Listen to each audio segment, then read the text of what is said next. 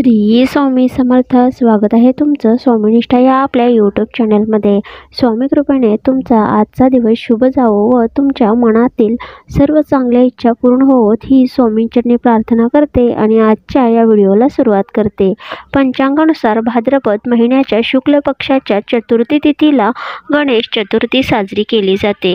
यंदा चतुर्थी तिथी 6 सप्टेंबर म्हणजे शुक्रवारी दुपारी 12:08 सुरू होईल ते दुसऱ्या दिवशी म्हणजेच 7 सप्टेंबरला तिथी समाप्त होईल.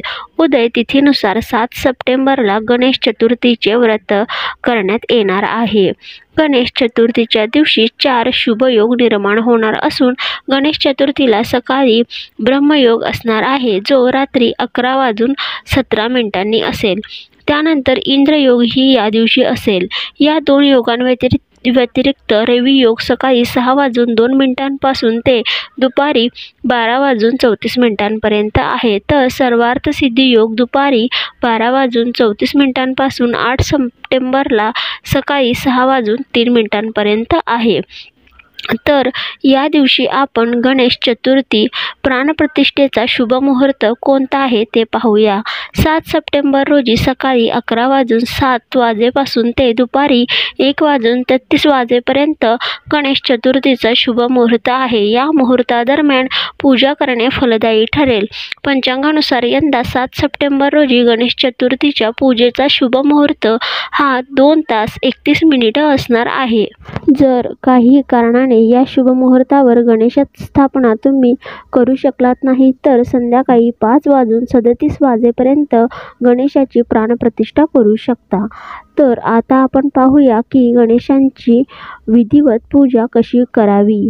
गणेश स्थापना पूजा साहित्य: कुंकू, हळद, अक्षता, गुलाल, अष्टगंध, सुपारी 10, खारीक 5, बदाम 5, हळकुंडे 5, अक्रोड 5, ब्लाउज पीस 1, कापसाची वस्त्रे, जानवी जोड 2, पंचा 1, तांदूळ, तुळशी, बेल, दुर्वा, फुले, पत्री, हार 1, आंब्याच्या डहाळे, नारळ 2, फळे 5, विड्याची पाने 25, पंचामृत, कलश 2, ताम्हण 1, पळी, पंचपात्र, सुटे पैसे, नैवेद्याची तयारी, समई, वाती, निरांजन, कापूर यापैकी बरंच सामान आपल्या घरी असतंच. पण फुले, पाने आणि इतर सामान बाजारातून लवकरात लवकर आणून ठेवल्यास ऐनवेळी तुमची गैरसोय होणार नाही. गणेश चतुर्थी पूजा विधी: घरच्या घरी पूजा करत असाल तर ती कशी करायची त्याबद्दल आता आपण पाहूया. गणेश चतुर्थी तिथीला शुभ मुहूर्तावर बाप्पांची स्थापना घराच्या उत्तर, पूर्व किंवा ईशान्य भागात करावी. हे लक्षात ठेवा. ओम गणगणपतये नमः मंत्रोच्चार करत पूजा करावी. बाप्पांच्या पूर्व दिशेला कलश ठेवा आणि आग्नेय दिशेला दिवा ठेवा. आता स्वतःवर पाणी शिंपडताना ओम पुंडरीकाक्षय नमः या मंत्राचा जप करा. त्यानंतर बाप्पाला नमस्कार करून 3 वेळा पवित्र जल ग्रहण करून कपाळावर टिळा लावा. आता बाप्पावर प्रथम पाणी आणि नंतर पंचामृताचे काही थेंब टाका. आता शुद्ध पाणी शिंपडा. धातूची मूर्ती असल्यास त्याचाही अभिषेक करा.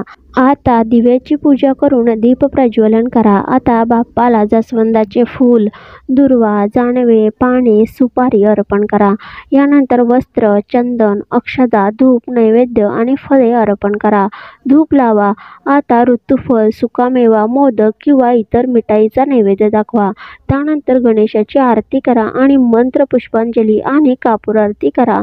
गणेश मंत्र आहे: वक्रतुंड महाकाय सूर्यकोटी समप्रभ निर्विघ्नं कुरु मे देवे सर्वकार्येषु सर्वदा. ओम गणगणपतये नमः. ओम नमो हेरंब मदमोहित मम संकटान निवारणाय स्वाहा. ओम वक्रतुंडाहू. ओम श्री ह्री क्ली ग्लौ गम गणपते वरद सर्वजन मे वशमाणाय स्वाहा. सिद्धलक्ष्मी मनोरह प्रियाय नमः. ओम श्री गण सौभाग्य गणपतये वरद सर्वजन्म मे वशमान्यः नमः. वक्रतुंड महाकाय सूर्यकोटी समप्रभ निर्विघ्नं कुरु मे देव सर्वकार्येषु सर्वदा हा मंत्र म्हणायचा आहे. त्याचप्रमाणे पूजा सुरू असताना ओम गणगणपतये नमः, ओम गणगणपतये नमः या मंत्राचा मंत्रजाप करायचा आहे.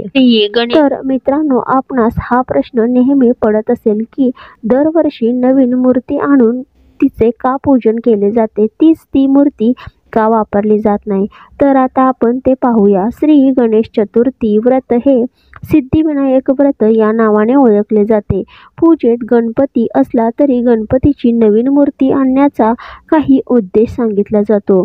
श्री गणेश चतुर्थीच्या वेळी गणेश लहरी पृथ्वीवर खूप जास्त प्रमाणात येतात.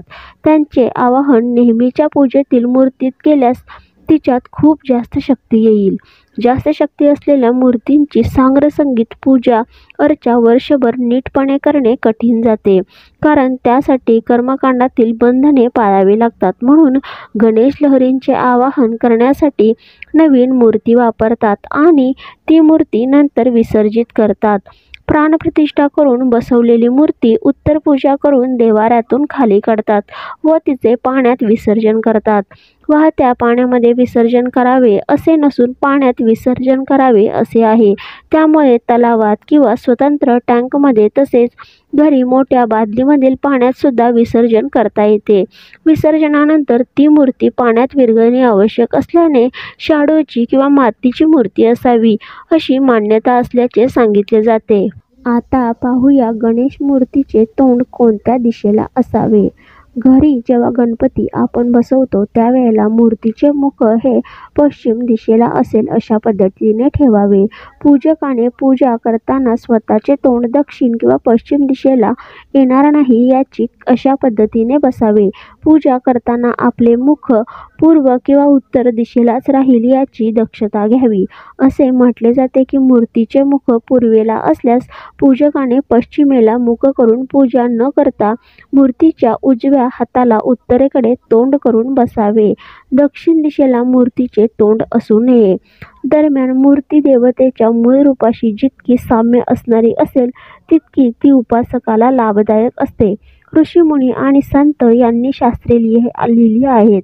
त्यांना देवतांचा जसा साक्षात्कार झाला तशी त्यांनी देवतांची वर्णने शास्त्रात केली आहेत. म्हणून शास्त्रात सांगितल्याप्रमाणे मूर्ती बनवावी अशी मान्यता असल्याचे सांगितले जाते.